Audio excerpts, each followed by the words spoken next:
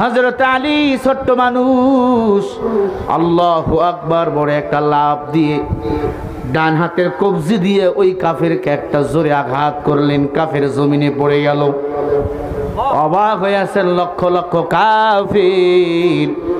ডান হাতের তরবারি নিয়ে এমন জোরে মাথার মধ্যে একটা কোপ মারলেন হযরত আলী, ওই কাফেরের মাথাটা 500 হাত দূরে গিয়ে পড়ে গেল। আল্লাহু আকবার জোরে বলেন। হযরত আলী আল্লাহু আকবার স্লোগান দিয়ে দাঁড়িয়ে গেলেন। কাফের বেঈমানেরা থরথর করে কাঁপতেছেন। ছোট্ট আলী এত বড় পাওয়ার। আমার নবীজি মুস্কি মুস্কি হাসতেছেন, আমার নবীও সেই ময়দানে দাঁড়িয়ে আছেন। আল্লাহর নবীর কাছে আলী আসলেন। নবী বলে, ও সাহাবায়ে কেরাম, তোমরা কি দেখলা? বলে, আলী বিজয় লাভ করেছেন, কাফের পরাজয় বরণ করেছেন। বলে, না, এই বিজয় হলো মুসলমানের বিজয়। ঠিক না? এই বিজয় সারা মুসলমানের বিজয়। আলী আঘাত করেছিল, তখন তোমরা কি দেখেছো? কি দেখবো? বলে, আলী যখন বিসমিল্লাহির রহমানির রহিম বলে হাত তুলে তরবারি দিয়ে আঘাত করতেছিল, আমার আল্লাহ আসমানের যত ফেরেশতা, সব রহমতের ফেরেশতাগুলোকে পাঠিয়ে দিয়ে আলীর হাতের সাথে হাত দিয়ে ওই কাফেরকে আঘাত করতে আল্লাহ নির্দেশ দিয়েছিল। এজন্য এত পাওয়ার। ছোট্ট আলীর এত পাওয়ার হতে পারে না, ছোট্ট আলীর এত মর্যাদা, কারণ আলী এই জমিনে আল্লাহর কোরআন বাস্তবায়ন করতে চায়। আল কোরআনের পথ, এই পথই আসল পথ, কোন পথে কোন মতে নেই যে রহমত। আল কোরআনের পথ, এই পথে আসল পথ। হযরত আলী ওই কাফের হত্যা করাবার পর আল্লাহ তাআলা টাইটেল দিল শেরে খোদা আলী। শুধু আলীর শক্তি না, আলীর এমন জ্ঞান ছিল, নবীজি যার ব্যাপারে বলতো, আনা মাদিনাতুল ইলমি ওয়ালি ইমবাবুহা, আমি নবী হলাম ইলমে দ্বীনের শহর, আর ইলমে দ্বীনের শহরের দরজা হলেন আমার আলী। ও টিয়ার পাড়ার যুবক, বেধর্মীর ঘরের সন্তান আলী, যদি এত মর্যাদা হয় আল্লাহর কোরআন মানার কারণে, আপনার আব্বা মুসলমান, আমার বাবা মুসলমান, আপনি মুসলমান, আপনি মুসলমান ঘরের সন্তান, আল্লাহর কোরআনকে সংবিধান মাইনা সামনে এগিয়ে যাও, আল্লাহর কসম মর্যাদা বাড়াইবেন কি? এই কালামে জিন্দা কুরআনে হাকিম, হিকমতে লা ইয়াজালাস্তু কাদিম, জামিউল আলম ফিল কুরআনি হাকিম, তাকাসার আনহু আফহামুর রিজালিন। হযরত আলী আল্লাহর এমন প্রিয় পাত্র ছিল। আলী বলেন, আল্লাহ আমাকে অনেক জায়গায় বিজয়ের মালা পরিয়ে দিয়েছে। হযরত আলীর বয়স যখন 20 বছর, মায়ার নবী রহমতে আলাম সাল্লাল্লাহু আলাইহি ওয়াসাল্লাম আলীকে ডাক দিয়ে বলে, এই আলী, তোমার আমি একটা কথা বলতে চাই। আলী বলে, নবী কি কথা বলবেন বলেন। আলীরে নবী ডাক দিলেই হযরত আলী দৌড় দিয়া নবীর কাছে গিয়ে বসতেন। নবী কি যেন বলবেন, নবী কি যেন বলবেন। এখন আলেমরা আপনাদেরকে কিছু বললেই খারাপ লাগে, আলেম কি যেন বলবে, কি যেন বলবে। আল্লাহর কোরআনের পার্লামেন্ট যদি হতো, আল্লাহর ঘর মসজিদ হইতো, আপনার বিচারকের কাঠগড়, বিচারকের কাঠগড়া হইতো আল্লাহর ঘর মসজিদ। মেম্বার থেকে হুজুর ফতুয়া দিত, সেই ফতুয়ার উপর এলাকার মানুষের বিচার চলতো। এখন হুজুরকে মূল্যায়নই করে না। ও মুখের ছেলে হুজুর, ঠিকই মৃত্যুর পরে হুজুরে লাগে। কে কাটে আপনার কাপড়? কাপড়ের কাপড় কে কাটে আপনার? কে আপনার কবরে নামায়?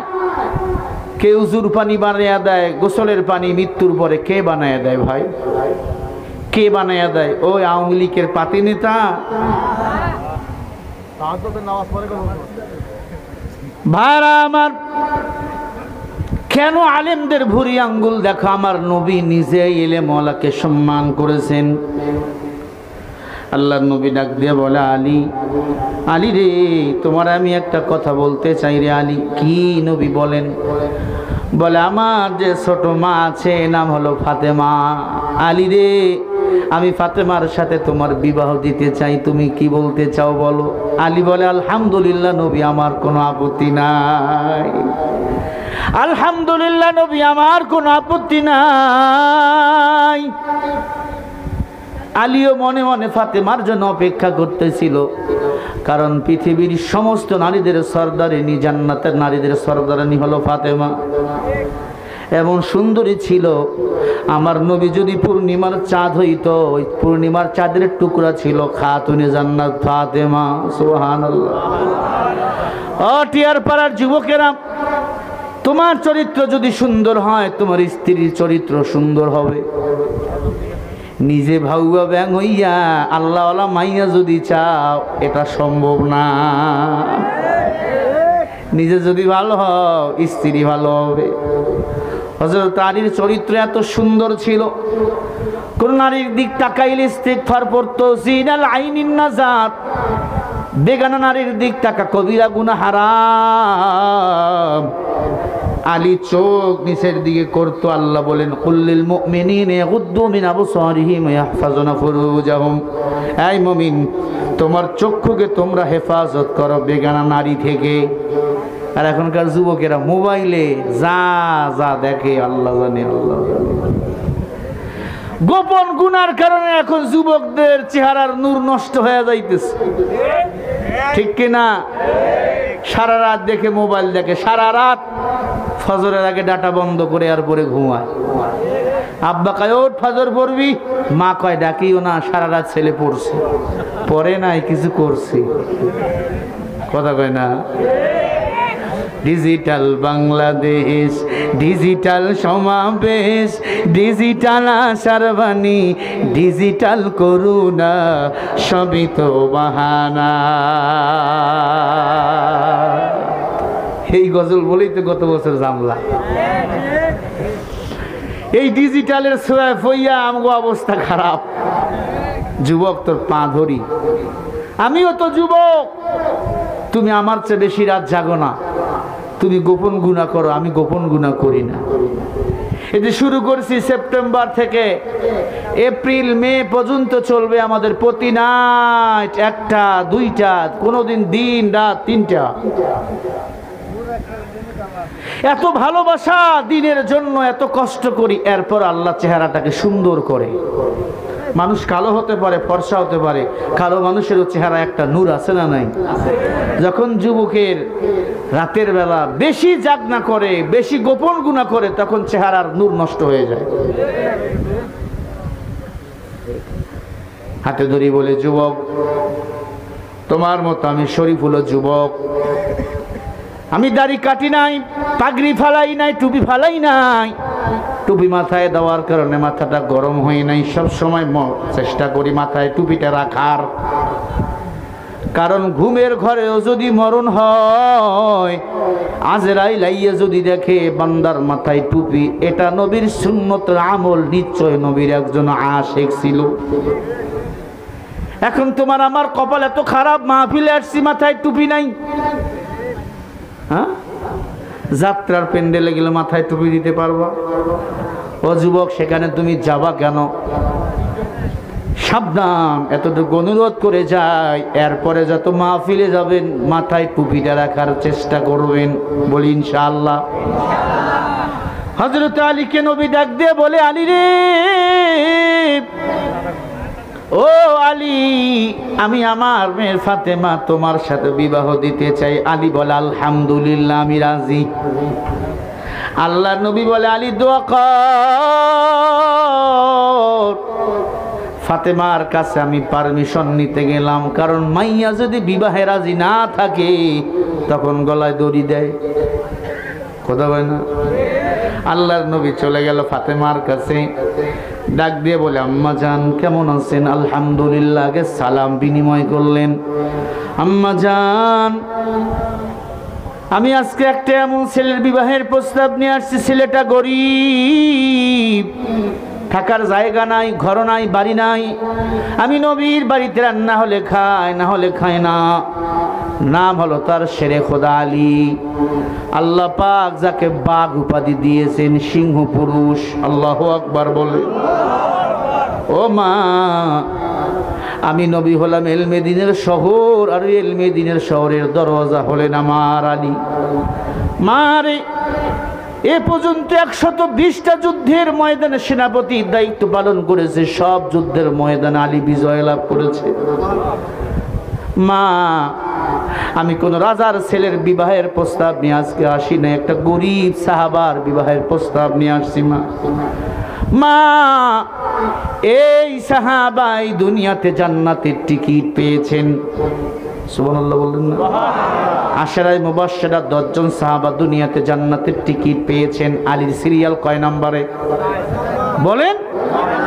4 নম্বরে। কয় নম্বরে? 1 নম্বরে আবু বকর, 2 নম্বরে, 3 নম্বরে ওসমান, 4 নম্বরে কে? আলী। আল্লাহু আকবার বলবেন না? এ আম্মা জান, বলো তুমি রাজি আছো না নাই?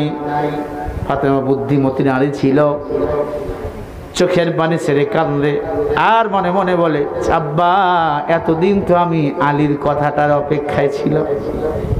আব্বা জান, এতদিন কত ছেলের প্রস্তাব দিয়েছেন, সরাসরি বাবার নাম ছেলের নাম বলেছেন। আজকে আলীর নাম বলাবার আগে ফাতেমা মনে মনে চিন্তা করে, এত ডিগ্রি বলার কারণ কি? এত যুদ্ধে বিজয় লাভ করেছে শেরে খোদা আলী, আমার বাবা এলমের শহর, এলমের শহরের দরজা আলী। এত ডিগ্রি, এত ঘুরে পিছিয়ে বলার কারণ হলো আমার আব্বা আলীরে পছন্দ করে। সবচেয়ে বড় কথা, আমার আব্বা এবং আমার আল্লাহ উভয় আলীকে পছন্দ করে জান্নাতের টিকিট দিয়েছে। হর কে বাসাস আমলে সল্লু মুদাম, আকে বাসাস জুকশা জগর ওই হারাম, রঙ্গে তাকওয়া রঙ্গে সুরত দিল মাদাম, জন্নতুল মাওয়া বিহাদুরা মাকাম। জান্নাত দেওয়ার মালিক কে? আরো জোরে বলেন। এ আল্লাহর বান্দা, ও পর্দার অন্তরালের মা, মাইকের আওয়াজ যদি কানের মধ্যে যায়, শোনো কোরআনওয়ালার কত দাম। আল্লাহর জমিনে যারা দিন বাস্তবায়ন করতে চায়, এই জমিনে যারা আল্লাহর রাজ কায়েম করতে চায়, তাদের মর্যাদা কত দেখো আল্লাহর কাছে। গরিবের ঘরের সন্তান আলী নবীর বাড়িতে রান্না হলে খায়, না হলে খায় না। আল্লাহর নবী ডাক দিয়া বলেন, ও ফাতেমা, বলো তুমি রাজি কিনা? ফাতেমা বলে, আব্বু আলহামদুলিল্লাহ, তুমি যেখানে রাজি আমি ফাতেমাও সেখানে রাজি। সুবহানাল্লাহ বলেন। আল্লাহর নবী দৌড় দিয়ে চলে আসলেন আলীর কাছে। আলীর কোথাও খুঁজে পাওয়া যায় না। সাহাবায়ে কেরামদের কোথাও যদি খুঁজে পাওয়া না যাইতো, হয় তারা গাছতলায় বসে আল্লাহর কোরআন পড়তেছে, না হয় তারা আল্লাহর ঘর মসজিদে গিয়া সেজদায় কান্না করে। আল্লাহর নবী গিয়ে দেখে আলী সেজদায় পড়ে হাউ মাউ করি কান্দি। আল্লাহর নবী ডাক দিয়ে বলে, আলী মাথা উঠান, আপনি কাঁদবেন না, আল্লাহ কবুল করেছেন আপনার দোয়া। এরে আলী, শুকুর আদায় কর, শুকুর আদায় করো, ফাতেমা বিবাহের মধ্যে রাজি হয়ে গেছে। আলী বলে, আলহামদুলিল্লাহ। নবী গো, ফাতেমা এবং আমার বিয়ে দিবেন, একটি টাকাও আমি আলীর পকেটে নাই। কি দিয়ে আমি মোহর দেব? নতুন কাপড় আমি কি দিয়ে দেব? আল্লাহর নবী ডাক দিয়ে বলে, আরে আলী, যুদ্ধ এখন নাই, তোমার কাছে যে একটা লোহার টুপি আছে আর একটা ঢাল আছে, এইটা তুমি আপাতত মদিনার বাজারে গিয়ে বিক্রি করে আসো। হযরত আলী ঢাল আর হেলমেট, মাথার টুপি, লোহার টুপি নিয়ে রওনা হয়ে গেল। ঢাল আর লোহার টুপি নিয়ে মদিনার বাজারের দিকে রওনা। হযরত আলী রাস্তা দিয়ে চলতেছেন, হঠাৎ করে নবীর সাহাবা ওসমানের সাথে দেখা। ওসমান দেখে সালাম দিলেন, আলীও সালাম দিলেন। এই ওসমান, কই যান? বলে মদিনার বাজারে যাই। আলী তুমি কই যাও? কয় মদিনার বাজারে। তারা এত কিসের? বলে শোনেন নাই, ফাতেমার সাথে রাসূলুল্লাহ আমার বিয়া ঠিক করেছেন। আল্লাহ এবং আল্লাহ রাসূল নিজে আমার বিবাহ ঠিক করেছেন। আল্লাহু আকবার বলেন। ওসমান ঝিম কাটি দাঁড়াইয়া লম্বা আকারে বললেন, আলহামদুলিল্লাহ। আলী রে, আমি মনে মনে এটাই চেয়েছিলাম, ফাতেমার সাথে আলীর যেন বিবাহ হয়, কিন্তু নবীর উপর তো আমি কিছু বলতে পারি না। নবীকে আমি ওসমান কলিজা দিয়ে ভালোবাসি। কই যাও? মদিনায় কেন, বাজারে কেন? বলে আমার কোনো টাকা নাই, কোনো পয়সা নাই, আমার এই লোহার টুপি আর এই ঢাল আমি বিক্রি করতে যাই, শুধু তরবারিটা রেখেছি, কারণ যুদ্ধ তো এখনো শেষ হয় নাই। ওসমান বলে মনে যদি কিছু না এই লোহার টুপি আর ঢাল আমি ক্রয় করতে চাই, দিবেন? আমাকে দিবেন? হযরত আলী বলে আমার কোনো আপত্তি নাই। সাথে সাথে ওসমানকে আলীর লোহার টুপি আর ঢাল ওসমানকে দিয়ে দেয়। হযরত ওসমান দুই পকেট থেকে 2 পটলা দিরহাম আলীর হাতে দেয়। আলী গণে দেখে 500-র উপর দিরহাম। সুবহানাল্লাহ বলে। মদিনার বাজারে এই ঢাল, এই হেলমেট বিক্রি করলে 200-র উপর হতো না। ওসমানের হাত বড় লম্বা ছিল। হযরত ওসমান ডাক দিয়ে বলে, আলী কম হয়েছে নাকি? ওসমান বলে কম হয়েছে নাকি? আলী বলে, ওসমান ভাই, আপনার মতো দিলওয়ালা মানুষ আর একটাও দুনিয়ায় নাই। এই পুরাতন টুপি লোহার আর পুরাতন ঢাল এত টাকা দিয়ে আপনি কিনবেন, আমি আলী কল্পনাও করি নাই। 2 পটলার টাকা পকেটে নিয়ে আলী বাড়ির দিকে রওনা। পিছন দিকে আবার ওসমান বলে, আলী ভাই দাঁড়ান। হযরত আলী আবার দাঁড়িয়ে গেলেন। দাঁড়ান বললেন, কেন? কিছু বলবেন? বলে হ্যাঁ। কি? বলে আমার তো ঢালের দরকার নাই, আমার তো হেলমেটের দরকার নাই। আপনি আল্লাহর বীর, আপনি আল্লাহর সেনা, আপনি আল্লাহর বাঘ, আপনার এই লোহার টুপির দরকার, হেলমেটের দরকার। আলী রে, এই লোহার টুপি আর ঢাল আমি আপনাদের বিবাহের মধ্যে আমি এটা হাদিয়া দিয়ে দিলাম। হযরত আলী আবার খুশি হয়ে গেল। টাকাও পাইলাম, লোহার টুপিও ফেরত পাইলাম, ঢালও পাইলাম। হযরত আলী দেখে ওসমান চোখের পানি ছেড়ে অঝর নয়নে কাঁদতেছে। আলী বলে, আপনি ওসমান কাঁদেন কেন? দান করলেন, কাঁদেন কেন? বলে আপনি এই জন্য, আমি এই জন্য কাঁদি, এই কাদা জান্নাতের কাদা। আল্লাহ যদি বলে, ওসমান কি নিয়ে আইছো? আমি মাওলার দরবারে, আমি ওসমান হাসরের ময়দানে বলবো, আল্লাহ ফাতেমা হাসা আলীর বিয়েতে আমি ওসমান গনি একটা ঢাল আর একটা লোহার টুপি আমি হাদিয়া দিয়ে এসেছি। তামাম দুনিয়ার নারীদের জান্নাতের সরদারিনী। এরে আলী, এই ঢাল দিয়ে, এই তরবারি দিয়ে, এই লোহার টুপি দিয়ে যুদ্ধ করবা। কাফের বেঈমান যখন তোমাকে আক্রমণ করবে, ঢালগুলো আঘাত করবে, আল্লাহ যেন জাহান্নামের আগুনগুলো আমার জন্য হারাম করে দেয়। আলী রে, কিছু টাকা আমি তোমাকে সদকা করে দিলাম, কারণ এই সদকা পারে কঠিন আযাব থেকে হাসরের ময়দানে আমাকে বাঁচাতে। আল্লাহু আকবার। ওসমান এত কাঁদতেন জীবনে। ওসমান রাদিয়াল্লাহু তাআলা আনহু কবর দেখলে হাউমাউ করে কাঁদতেন। নবী বলে, ওসমান তুমি সব জায়গায় হাসো, কবর দেখলে কেন কাঁদো? ডাক দিয়ে বলে, নবী কবর অন্ধকার, ছোট্ট 3.5 হাত মাটির ঘর, ওই কবরে যারা পরিমাণ গুনাহ নিয়ে গেলে ওই কবর কাউরে শান্তিতে থাকতে দেবে না। এরে আল্লাহর বান্দা, ওসমানের কান্না ছিল বেশি, ওসমানের দানের হাত ছিল বেশি। হযরত আলী রাদিয়াল্লাহু তাআলা আনহু ফাতেমার সাথে বিবাহ হয়ে গেলেন। বিবাহ হওয়ার পর আল্লাহ 2টা পুত্র সন্তান দান করলেন, হাসান হুসাইন। হযরত আলী প্রেসিডেন্টের দায়িত্ব পাইলেন, নবীর ইন্তেকাল। আবু বকরের পরে দায়িত্ব পাইলেন ওমর, ওমরের পরে ওসমান, ওসমানের পরে আলী। হযরত আলী ওসমানও শহীদ হয়ে গেলেন। খেয়াল করেন, সব সাহাবায়ে কিরামের বিদায়, আলী ক্ষমতার মস্তদে বসা। ফজরের নামাজ পড়ে বাড়ি এসে দেখে ফাতেমা হাউমাউ করে কান্না করতেছে। আয় ফাতেমা, তুমি কান্দো কেন বলো?